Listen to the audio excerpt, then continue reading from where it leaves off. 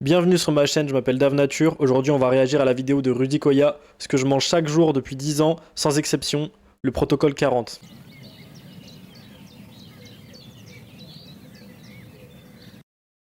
Belle nature déjà, beau point de vue.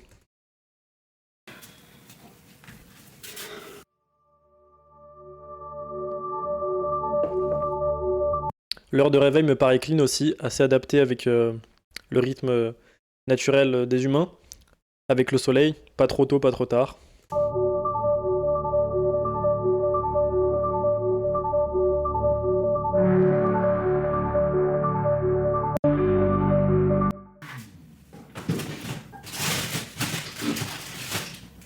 Le petit déjeuner du siècle.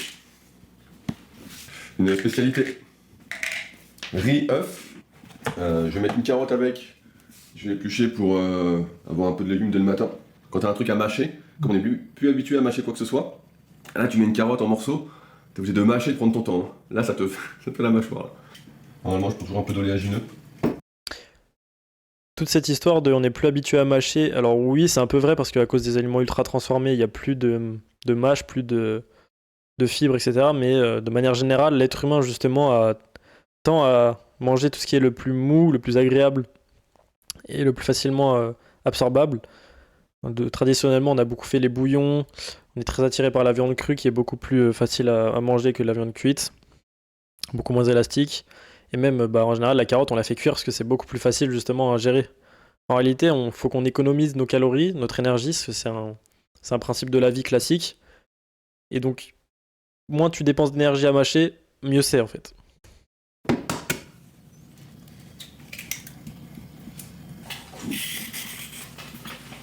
Est-ce que tu varies un peu En réalité, c'est pas vraiment de la mâche qu'on a plus, c'est surtout de tirer aussi avec les dents. Par exemple, quand tu manges de la viande crue, un vrai beefsteak, tu croques dedans et tu tires. Et ça apporte notamment un développement de la mâchoire parfait, idéal en fait. Sauf qu'on n'a plus du tout ça. Et en vrai, c'est plus important que la mâche. tes repas? Et ben, je varie, on va dire, les riz. Voilà, quand je fais mes courses, je varie vraiment les. En plus, la carotte crue, c'est un tubercule. Normalement, il doit être cuit pour être digeste. Là, il va rien absorber. Après, d'après Ray Pitt, les fibres seraient légèrement antibactériennes, donc ne fermenteraient pas et donc permettraient d'emporter avec elles quelques toxines. C'est pas très vérifiable. Il y a même des fibres qui sont bien supérieures à celles de la carotte crue, je pense. Et ce serait tout simplement plus intéressant de la manger cuite, d'après moi. Riz. Ça peut m'arriver de prendre des pâtes, c'est un peu plus rare. Après, je varie fruits et légumes de saison. Voilà, fruits et légumes de saison, je varie. Et on commence déjà avec le riz blanc, qui est une céréale avec laquelle on a très peu coévolué. Le riz blanc ultra raffiné, plus aucun nutriment quasiment, très très peu de minéraux. Même s'il n'y a pas de toxines végétales et que du coup c'est très digeste et que ça apporte de l'énergie, il faudra quand même des minéraux avec ces glucides. Parce que les glucides nécessitent des minéraux pour la métabolisation, donc si tu n'en apportes pas, les minéraux vont être extraits directement dans ton organisme, et c'est ce qui mène aux carences. C'est à cause de ça que le sucre blanc et tous les céréales raffinées mènent à des carences. Pas tant que ça, seulement les fruits et légumes de saison. Parce qu'en fait, comme je fais surtout mes courses à la fruitière, en fait, je prends ce qu'il y a. Et quand c'est des trucs de saison, en fait, t'as pas un choix illimité, quoi. Tu vas pas bouffer des fraises. Ça c'est bien, même si aujourd'hui de toute façon les saisons ça n'a plus vraiment de sens parce qu'aujourd'hui on fait pousser sous serre en hiver, etc. Donc de saison aujourd'hui ça n'a plus trop vraiment de sens. Mais oui, c'est déjà bien, il va faire ses courses à la fruitière et pas au supermarché, c'est déjà bien déjà. En hiver, tu vas pas être des avocats parce que ça vient de l'autre bout du monde. Donc, je vais Maintenant on fait des avocats en France aussi. aller par rapport à ce qui se fait dans le coin. Et ça me va très bien pour l'instant, en termes, on va dire, de morale et de logistique. Alors l'important, c'est de bien les disposer de manière, on va dire, esthétique.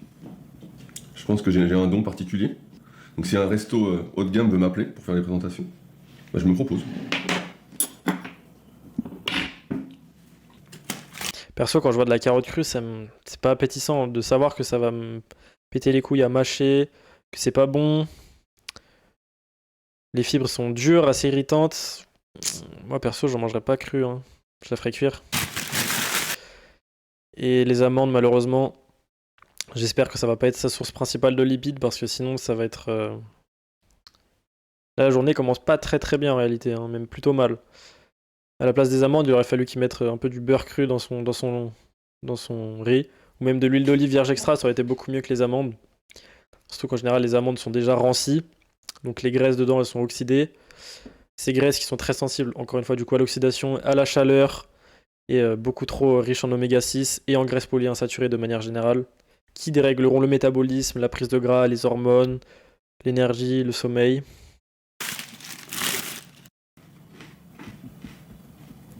Et en plus, elles sont absolument pas préparées comme nos ancêtres, elles sont même pas au moins trempées ou grillées. Là, c'est juste des amandes, quoi. À part s'il les a pris grillées et salées, mais du coup, en général, le sel, c'est du sel blanc raffiné. Le grillage, il est industriel, donc très haute température, donc ça crée des toxines. Et puis, le problème de les faire griller, c'est que ça. Bah, comme je vous ai dit, les graisses polyinsaturées sont très sensibles à la chaleur, donc en fait, c'est juste un aliment à ne pas manger. Et si tu veux le manger, il faut le préparer de manière crue. Donc, tu le fais tremper, voire germer carrément. Et là, ce sera bien plus digeste. Et je le mangerai cru. Dans ce cas-là, dans ce cas précis, vu que les graisses sont très très sensibles. Et même les vitamines de général.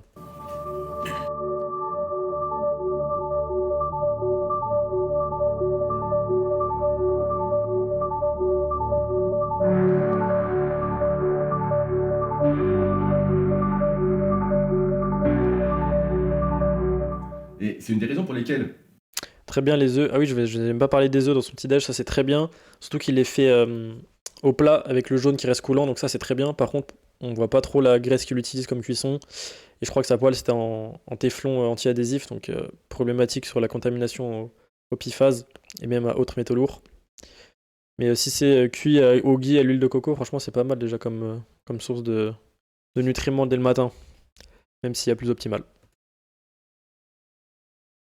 Même si on fait pas beaucoup de publicité, tout ça, Super Physique Nutrition, donc Super Physique, c'est nutrition.fr pour ceux qui veulent aller voir, ben ça marche bien. On n'est pas riche, on sera jamais les plus gros, mais on a des gens qui se reconnaissent dans nos valeurs, dans le fait de ne pas vouloir surpayer ses compléments, d'avoir que des bons compléments. Et ça, on l'a construit depuis plus de 15 ans, et moi depuis plus de 20 ans. Cette réputation, cette communauté, en étant toujours fidèle à nous-mêmes.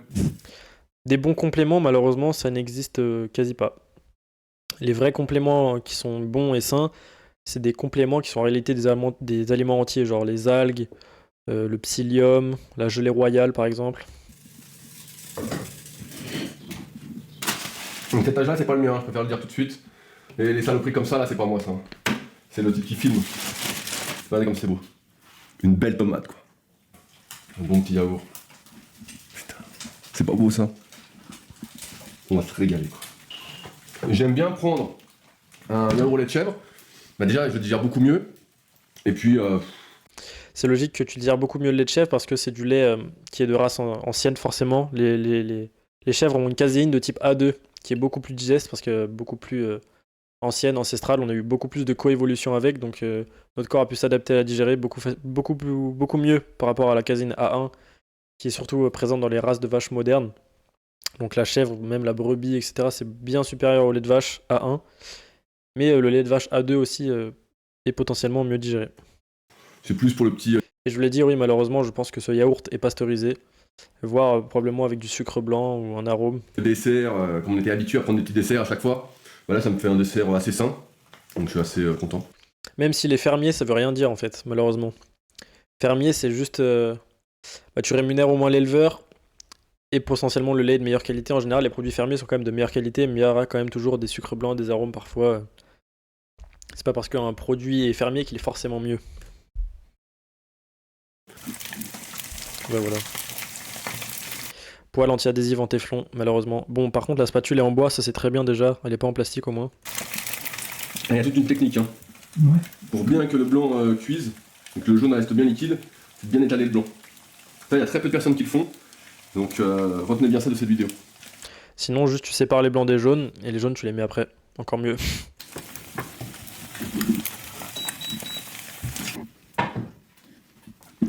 Mais oui, je voulais dire, le blanc est tellement repoussant à l'instinct, c'est tellement gluant et... En fait, c'est repoussant à l'instinct, c'est pas plus compliqué que ça, que instinctivement on s'est mis à le cuire. Mais je pense que de manière générale, il faudrait carrément ne pas le consommer, le redonner aux poules pour qu'elles fassent des œufs bien riches encore en nutriments, enfin des jaunes d'œufs encore plus riches en nutriments, avec des coquilles plus fortes, etc.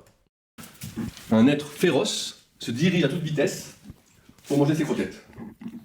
Et là, je peux vous dire, ça rigole pas. La classique, ouh là là, attends, beaucoup d'infos. Le classique chien pour remplacer les enfants, parce que malheureusement on n'a plus d'enfantaux comme on devrait naturellement. Donc instinctivement on se tourne vers des êtres qui sont petits, mignons, pour remplacer un peu ce besoin d'affection qu'est l'enfant normalement, naturellement. Et malheureusement il le nourrit aux croquettes. Et puis en plus ça c'est un chien de race croisée il me semble. Je suis pas du tout expert là-dedans mais... Pareil en fait c'est comme les animaux que tu manges, ou tu vas manger leur lait même, faut plutôt prendre les races anciennes. C'est beaucoup mieux. Beaucoup plus rustique, ça tient mieux dans le temps. Bref. Tu mets quoi, de l'huile de colza du coup? Ouais, bah, comme je l'avais dit, c'est un truc que je prends depuis que je suis gamin. Maintenant, c'est bien indiqué, riche en oméga 3. Scam, c'est de l'arnaque, c'est beaucoup plus riche en oméga 6. Quoique l'huile de colza, je suis pas sûr, mais quoi qu'il arrive, les oméga 3 et les oméga 6, on n'en a pas besoin d'énormes quantités. C'est une huile qui est beaucoup trop riche en acides gras polyinsaturés de manière générale, dont les acides gras oméga 3 et 6, du coup. Et c'est extrêmement sensible à l'oxydation, à la chaleur, encore une fois. Et même si elle est parfaitement conservée, c'est-à-dire au froid, voire au congèle, et que tu la consommes vite, donc elle n'est pas oxydée, le ratio d'acides gras, il sera de toute façon nocif pour ta santé, ta production d'énergie, ton métabolisme, la santé de tes cellules, etc. C'est pas un gras qui est fait pour l'être humain. Les huiles ne sont pas bonnes pour l'être humain. La plupart des huiles, à part coco et olive. Et oméga 6. Et palme vierge aussi. Et donc, c'est un bon équilibre. Donc, ça apporte des oméga 3, on va dire, végétaux. Vu que je prends. En plus, oui, les oméga 3 et 6 végétaux sont très mal absorbés parce qu'ils sont végétaux et ils ont besoin d'une conversion en version animale qui est très très faible, de l'ordre de 5% pour le DHA, il me semble, et l'ordre de 1% pour l'autre. Donc c'est vraiment très très bas. Avec ceux de Superphysique, on en reparlera avec les compléments qui sont des marins. Je prends en même temps des végétaux avec l'huile de colza, qui permet en plus d'avoir un meilleur ratio oméga 3, oméga 6 dans son alimentation, qui est malheureusement assez déséquilibré si on ne fait pas attention et qui... Totalement, mais c'est surtout à cause de, par exemple, les amandes et à cause de ces huiles végétales. Les gens, ils mangeraient des graisses animales, ça irait beaucoup mieux, et des graisses d'animaux très sains, ce serait encore mieux. Promeut l'inflammation globale. Donc voilà, donc en général... Ce qui promeut l'inflammation globale, c'est surtout l'excès d'acides gras polyinsaturés, ce que tu es en train de faire depuis que on a commencé la journée. Parce que même le jaune d'œuf, il est à la limite du ratio idéal pour l'être humain. Il y a quand même beaucoup de graisses polyinsaturées, mais si tu manges que ça, t'es clairement tranquille à côté avec des graisses animales très riches, ou de l'huile d'olive même. Mais là, à cause de son ratio, en fait, ça l'aide pas du tout. je mets 2 petites cuillères à café le midi dans mon riz. Ça vient d'offrir, si jamais. Et en plus, c'est même pas bon l'huile de colza, c'est vraiment pas bon. En quantité de riz, t'as combien hein? 300 grammes cru par jour, c'est à peu près ma dose de base. Si je m'entraîne 2 fois, ce qui peut arriver, dans ce cas-là, c'est une deuxième petite séance, on va dire un peu cardio, basse intensité. Je peux rajouter 100 grammes le soir en plus. S'entraîner 2 fois par jour réduira votre durée de vie et votre qualité de vie, ça ne sert à rien. Donc pas forcément du riz, mais pareil sur le riz, j'essaye de beaucoup varier. Même s'entraîner tous les jours. Hein. En réalité, les entraînements sportifs intenses, 2 fois par semaine, 3 fois par semaine si on veut maximiser, 4 fois par semaine si on veut maximiser par exemple la prise de muscle. Mais le reste, ça doit être juste de l'activité très douce, genre de la marche, un peu de jardinage tranquille, bronzer au soleil. Riz, on en avait parlé avec Anthony Berthoud dans je sais plus quel épisode des Secrets du Sport, mon meilleur podcast, disponible sur toutes les plateformes de podcast ainsi que sur la chaîne YouTube du même nom. Et donc là c'est du semi-complet, mais j'ai pas à prendre du Thai, du basmati. C'est une belle présentation hein. Alors là pour la vidéo je suis sympa parce que... Et une tomate crue entière avec la peau et les graines, qui sera très très riche en oxalate, enfin très très riche en oxalate. Avec tout le reste déjà on commence à accumuler les toxines végétales, il y a les acides gras pas bons et les fibres indigestes, donc ils rajoutent en plus la peau des tomates qui pourraient au moins enlever. Quand tu les manges crues, il faudrait enlever les graines et la peau, et idéalement manger les tomates cuites même. Ce que font les Italiens traditionnellement depuis des lustres. En plus je coupe les tomates, tout ça, sinon j'aurais croqué dedans direct. Hein. Franchement ça sert à quoi la beauté culinaire hein, c'est un truc pour nous vendre des plats plus chers que ça n'est, au restaurant. Littéralement, l'esthétique culinaire, en fait, c'est... tu fais ça pour décorer tes plats parce que les aliments que tu manges ne sont pas déjà beaux et attirants à ton instinct. Par exemple, du riz blanc et des amandes, t'es obligé de faire des décorations de ouf et tout, alors que normalement les aliments bruts qui donnent très envie sont déjà beaux et attirants à tes yeux et te font saliver. T'as pas besoin de décoration Ça fait perdre du temps pour rien. Mais là, ça sert à que dalle. J'aime bien manger en ce moment avec une petite cuillère, ça permet de manger beaucoup plus doucement. Pendant un temps, je mangeais avec une grosse cuillère, une cuillère à soupe. Et en fait, comme tu fais des plus grosses, on va dire, cuillères, quoi, tout ça, là tu manges beaucoup plus vite. Alors qu'on sait qu'il faut prendre son temps, bien mâcher.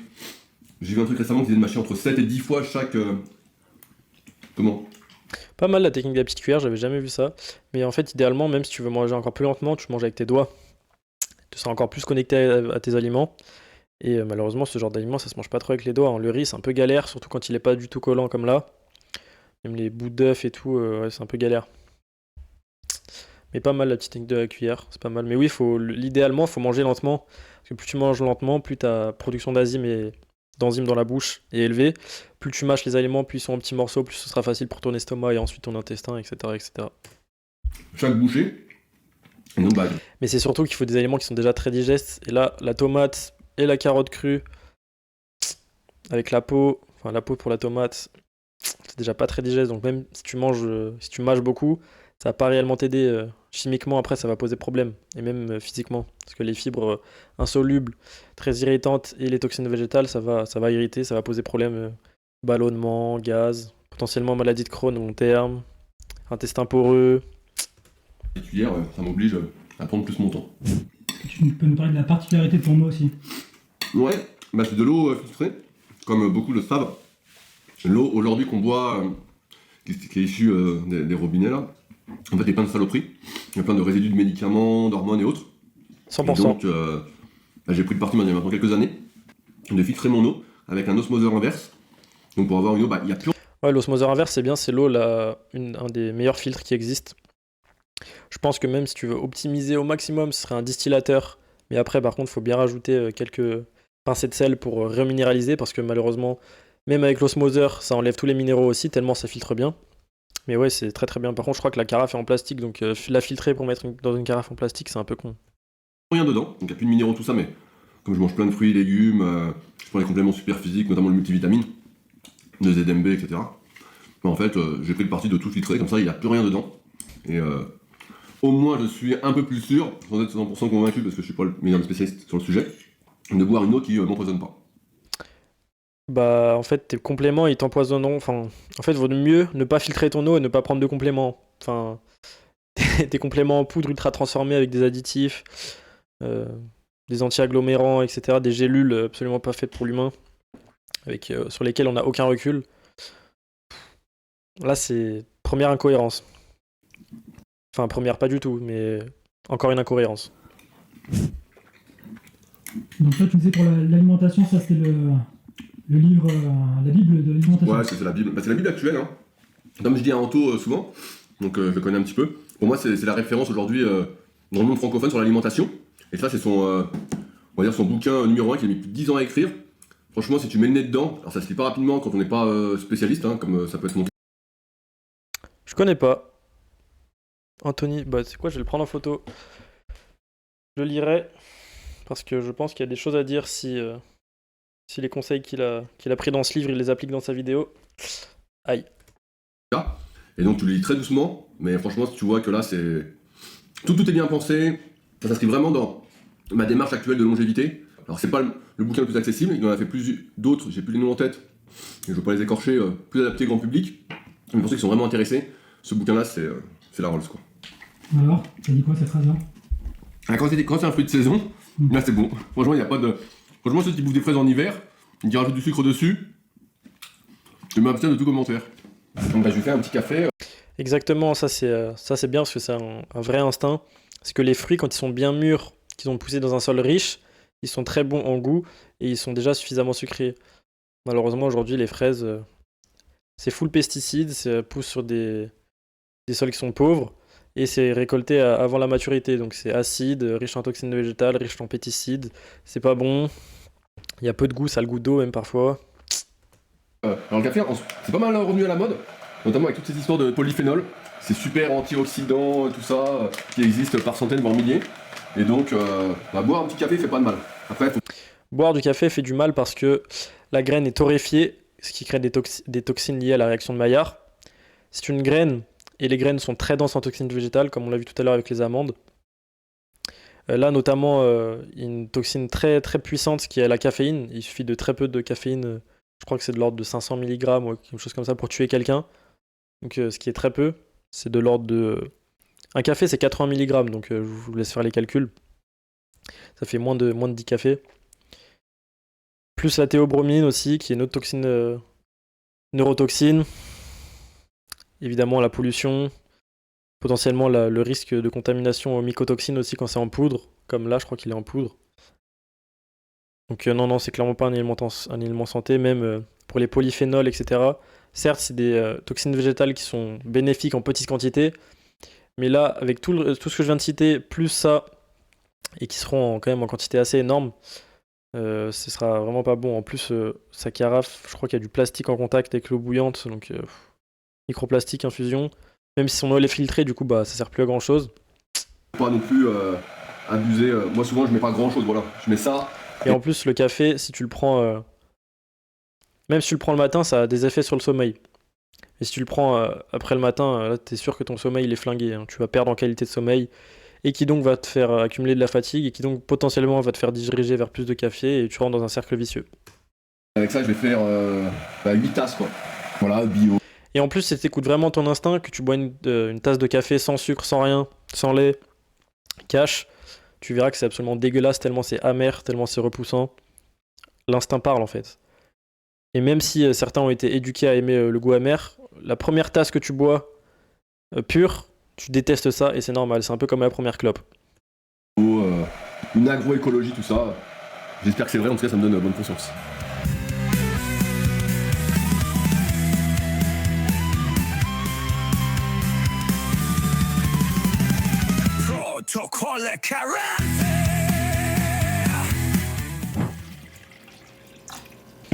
C'est bien que sa salle elle soit petite en mode familial et tout, parce que c'est bien pour la connexion sociale. Au moins, le sport sert à ça.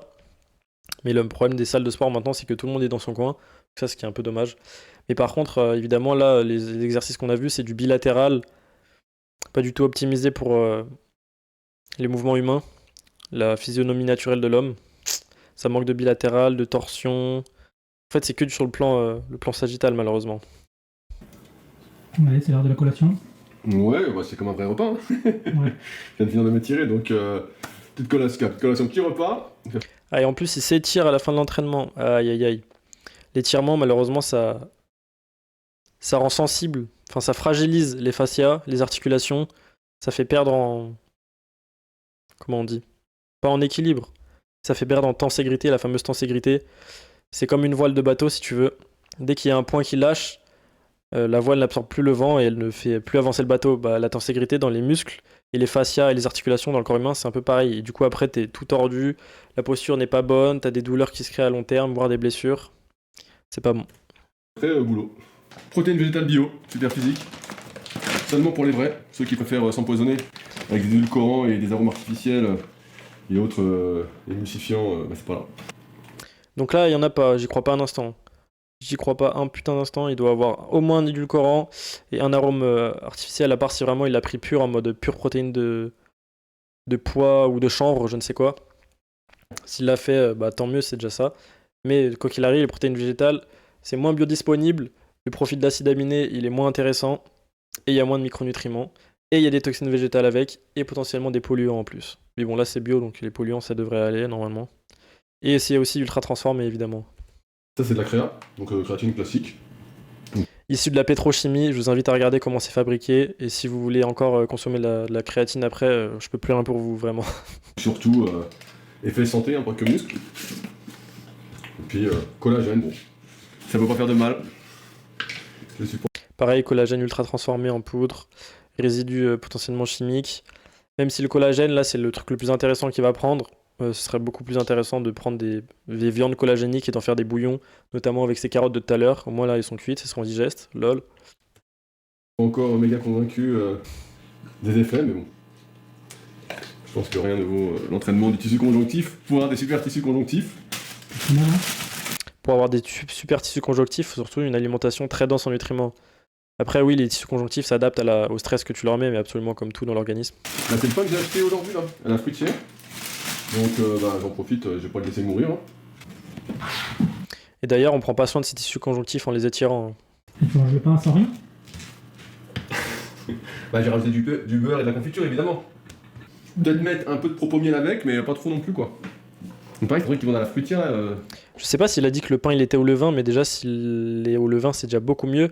Et s'il l'est pas, aïe. Hyper bon, quoi. Donc, propolis et miel. Parce que propolis tout seul, c'est pas très bon.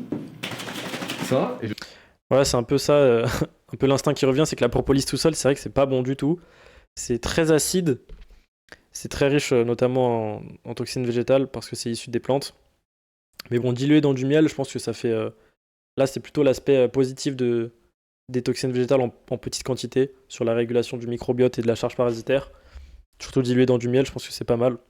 Mais bon, dans son alimentation qui est déjà un peu trop riche en toxines végétales et fibres irritantes, en fait, ça se rajoute au final, ça se rajoute. je vais prendre des amandes.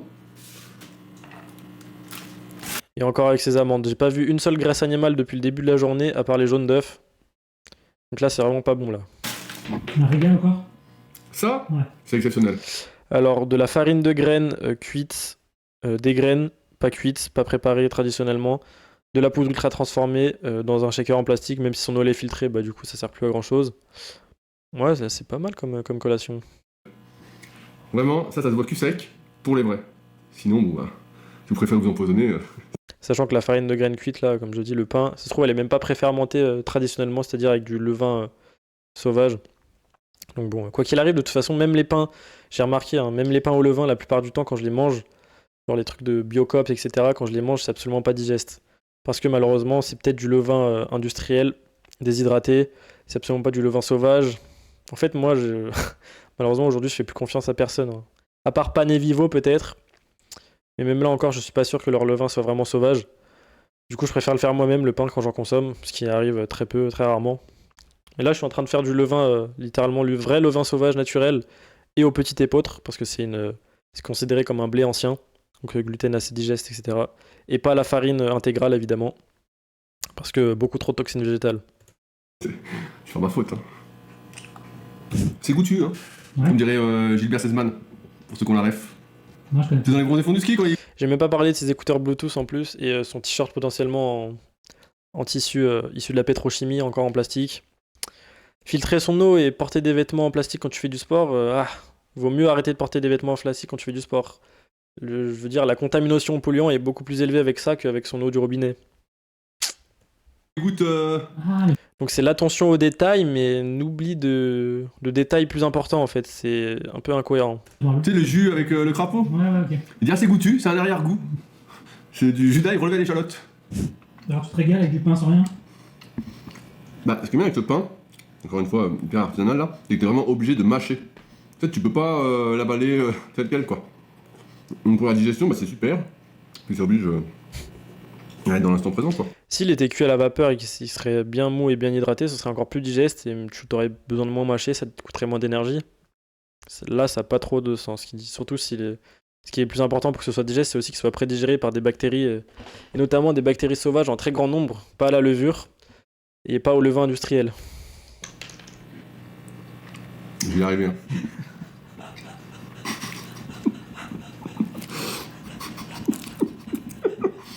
T'as fait ta coupe micro?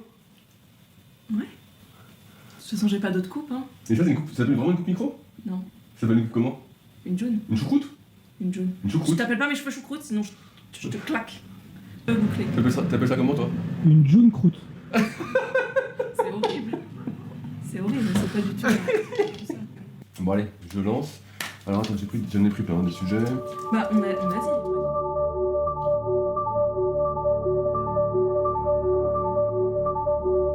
Ça, c'est les steaks de mon pote David. Donc, un bon copain qui a le podcast Limited Project et qui a fait sa marque de viande, qui s'est lancé là-dedans. C'est un mélange de muscles, de foie. Ah, c'est féroce. Mon avis sur féroce, c'est très bien parce que c'est très haute qualité. Le problème, c'est que en rajoutant des abats qui sont la partie la moins chère de l'animal, dans de la viande hachée, tu peux pas la vendre 40 € le kilo, je suis désolé. Même s'il y a de la plus-value, machin, faut aller avoir l'idée, etc. Faut arrêter de voler les gens. Ça me fait chier juste pour ça. Et de cœur. Et donc, en fait, on sous-estime un peu. Le cœur, c'est de l'ordre de 5 € le kilo. Le foie, ça dépend. Le foie de veau, c'est genre 20 € le kilo, donc c'est un peu cher, mais le foie de bœuf, pareil, c'est 8-10 € le kilo. La viande hachée, ça dépasse rarement les 20 € le kilo, même quand c'est très bonne qualité en direct producteur. Donc, je peux pas vendre ça à 40 € le kilo, je suis désolé. Même, je crois que c'est même plus. La teneur en micronutriments des abats. Même si testé en laboratoire pour les polluants, notamment, c'est ça ce qui est très intéressant. Chaque lot est testé, ça c'est vraiment cool, mais beaucoup trop cher en fait. C'est beaucoup trop cher. De toute façon, j'ai une idée en tête sur une marque où je vais afficher les marges. Donc être totalement transparent sur tout. Ça peut vraiment casser des bouches. Le problème, c'est que avec la santé, en fait, les gens ils profitent trop de tout cet aspect justement santé, haute valeur, etc. pour vendre des marges de psychopathes. Mais du coup, bah, la plupart des gens, ils n'ont pas accès en fait. Payer de la viande de 40-45 € le kilo, c'est accessible pour très peu de gens hein, en réalité. Et donc lui il a été voir des éleveurs, notamment Agré Bleu Blanqueur, pour leur dire bah voilà j'aimerais faire un steak un peu différent. Et donc ça fait je sais pas combien de temps maintenant, ça fait peut-être plus d'1 an qu'il propose ça sur son site Féroce. Ça va être féroce.food. Et donc bon bah au début c'était plus pour le soutenir.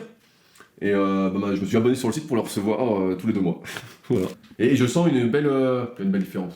C'est un grand mot, mais je sens une différence en termes d'énergie. Tu vois, je mangeais plus du tout de viande parce que je trouvais que la viande dans le commerce était vraiment pourrie.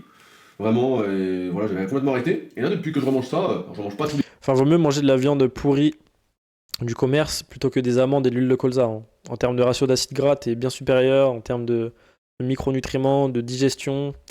Donc encore une fois, incohérence. Jours. Mais je sens que ça fait du bien.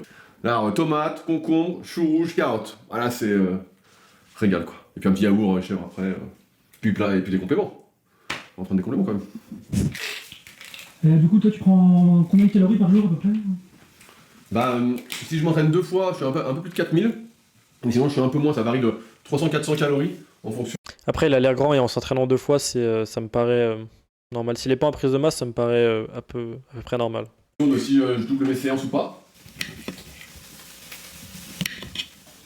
Et du coup, en termes de budget, toi, tu mets combien par mois dans la nourriture? Ouais, je dirais que je suis entre 400 et 500 €. Tu vois, sachant que bon, il y a des trucs comme les compléments alimentaires, je paye pas vraiment. Je les paye mais de manière indirecte. Comme il y a la marque, j'ai ma propre marque Super Physique Nutrition. Comme j'achète beaucoup de fruits et légumes de saison, en fait c'est pas si cher ça. Ouais, c'est la viande qui coûte le. C'est très cher pour la calorie. Hein. Les tomates à 5 € le kilo pour 30-40 calories au 100 grammes, c'est très cher. En vrai.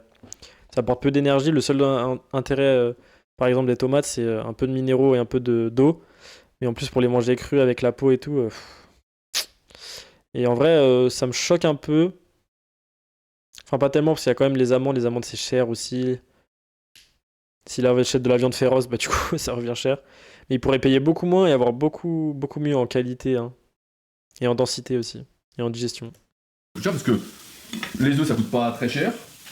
Et les légumes là ça coûte rien. Pareil, prix à la calorie, c'est quand même assez cher les œufs en vrai. Ouais, je sais pas combien ça coûte, mais pas grand chose. Enfin, ça dépend de ta définition de cher après, évidemment. Ça coûte 1 €. 1 € le yaourt, j'en mange 2 par jour en général. Ça, c'est cher, inutile. T'as littéralement des faisselles au lait cru qui seront bien supérieures à son yaourt, qui sont peut-être à 30 centimes, 50 centimes la faisselle. En fait, je prends tout ce qu'on fait avec Superphysique parce qu'à la base, les compléments qu'on a développés sur Superphysique, c'était pour notre propre consommation. Les BCA inutiles, des acides aminés qui sont déjà présents quasiment partout. La glycine, pareil, inutile, surtout quand tu prends du collagène. C'est un acide aminé du collagène, autant prendre du collagène. Donc en fait, on trouvait rien. Surtout que la glycine, c'est issu de la pétrochimie, surtout si c'est du bisglycinate. La glycine est littéralement issue du pétrole. Il faut bien se rendre compte de ça. Vous regardez la fabrication, potentiel résidu. De toute façon, au goût, ça se voit. Il y a un truc qui cloche, c'est pas bon, ça donne envie de vomir. Écoutez son instinct, c'est la base en fait. De se compléter dans le commerce. Et donc finalement, on a développé nos propres compléments. C'est en gélules, additifs, ultra transformés, ça change pas grand chose de ce qu'il y a déjà sur le marché en fait. Et donc ça nous a amené à développer aussi bien des compléments pour les articulations, que des vitamines, des oméga 3, tu vois, comme tu vois, du collagène, de la créa, même de la glycine. Et donc donc en fait j'en prends matin et soir, et après pendant l'entraînement. Pendant l'entraînement surtout des BCA. Alors le steak il est très très cuit malheureusement, il a perdu une bonne partie des vitamines, notamment celles qui sont présentes dans les abats. J'espère qu'il est saignant au cœur, mais sinon il a perdu au moins la moitié. Il y a beaucoup de végétaux crus indigestes, du chou rouge, aucun intérêt, appareil irrité, goitrogène, toxine végétale. La carotte, encore une fois, crue, faudrait la manger cuite. Le concombre, c'est le seul fruit assez digeste, mais putain, il a gardé la peau, donc pareil, fibres et toxines végétales indigestes et irritantes. Ouais, non, c'est pas dingue là. Vu que je m'entraîne très longtemps, je sens que ça fait un effet quand même sur la fatigue cérébrale. Bah, je sens que ça fait du bien. Après, est-ce que c'est magique? Bah non. Ça reste des compléments alimentaires. Le but est de faire les compléments les plus... Beaucoup de légumes crus, indigestes, des gélules, beaucoup de gélules aussi, ultra transformées, additifs, tout ça, issus de la pétrochimie. Un steak, certes avec des abats, mais surcuit. T'as perdu une bonne partie de la nutrition et même des enzymes qui t'aideront à l'absorber. qualitatif possible pour ne pas que je m'empoisonne. Et ne pas vous empoisonner aussi. Et on n'a pas vocation à jouer avec tous les arguments et biais cognitifs pour vendre à tout prix. On estime que le consommateur dont je fais partie n'aime pas être pris pour un con et achète en connaissance de cause. Alors, je sens qu'il est plein de bonne foi, hein, mais bah, t'es quand même pris pour un con, mec, je suis désolé. Ça fait à peu près une trentaine de gélules par jour, je pense. Ou alors il fait exprès, parce que vraiment, quand tu regardes comment c'est fabriqué, toutes ces poudres, toutes ces gélules, d'où ça sort, comment c'est fait, les résidus. Ah, aïe aïe aïe. C'est sûr que ça peut faire un peu peur. Et si on m'avait dit ça quand j'étais gamin, j'aurais dit ça fait beaucoup. Mais en fait, comme on découvre presque tous les jours, je caricature un peu, mais des nouveaux micronutriments qui ont des effets positifs sur la santé, en fait, ça n'arrête pas. Donc là, souvent, le soir, ce que je prends, c'est du calanus, donc des oméga 3 sous forme d'ester avec de la taxanthine. Ça, c'est vraiment important pour les yeux. Du zinc magnésium. Voilà. En fait, il est vendu lui-même à l'industrie du complément alimentaire, qui est très très similaire à l'industrie de la pharmacologie, hein. C'est littéralement la même chose, on te vend des gélules, des poudres, pour traiter des symptômes. Littéralement, c'est de l'allopathie en fait. Oui, magnésium pour la santé des cheveux, pour la détente, je ne sais quoi, c'est très très similaire à la pharmacologie, hein. De toute façon, c'est quasiment la même industrie. Et je même l'articulation labo. le soir. Donc super articulation avec boswellia, arpagophytum, glucosamine. Je crois qu'on a aussi du MSM, vers la vitamine C également, qui intervient pas mal pour la synthèse du Vitamine C artificielle qui explose la fabrication d'oxalate endogène du corps. Inutile, toxique. collagène. Issu de maïs OGM. Ça peut pas faire de mal, ça peut faire que du bien. Donc, Ça peut faire du mal et ça peut ne pas faire du bien aussi. T'es juste complètement vendu visiblement. Surtout parce que t'as une marque de complément. Tristement. pourquoi se priver? Privez-vous. C'est la récompense, là. Bah, tout le repas, il y a une récompense. Mm. Il n'y avait pas un truc malsain. Là, je sens que je me régénère. Et puis, il fait. C'est là où c'est là où les croyances humaines font beaucoup, hein. Et là, c'est un peu l'effet placebo qui joue, c'est parce que il se sent se régénérer, mais en réalité, il n'y a pas grand-chose qui l'a régénéré là, à part la viande, même s'il était très cuite. Les végétaux, beaucoup de végétaux crus indigestes. Je crois qu'il y avait du riz en dessous, pauvre en micronutriments. En fait, son alimentation est pauvre en micronutriments, en trucs digestes. Et c'est pour ça qu'à côté, il doit pallier avec des gélules et tout qui ne pallieront pas. Ça ne fera absolument pas le remplacement. Ce sera même potentiellement plus bénéfique, enfin plus néfaste que bénéfique. Les interactions entre micronutriments, c'est littéralement de l'horlogerie. On peut pas balancer, se prendre pour un horloger comme ça en balançant des macronutriments, des micronutriments massivement ou isolés, avec des gélules, des additifs, ultra transfo, issus de la pétrochimie, avec des résidus de solvants. Que ce soit fait dans la rue à côté de chez moi, franchement, psychologiquement, je sens que ça fait du bien.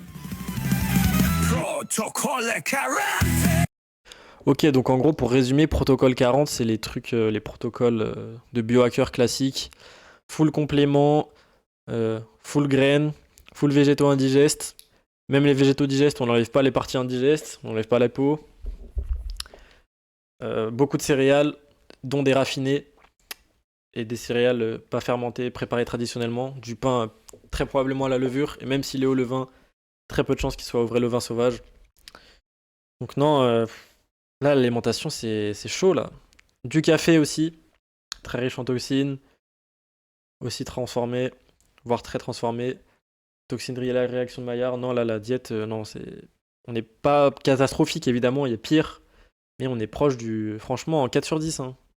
4 sur 10.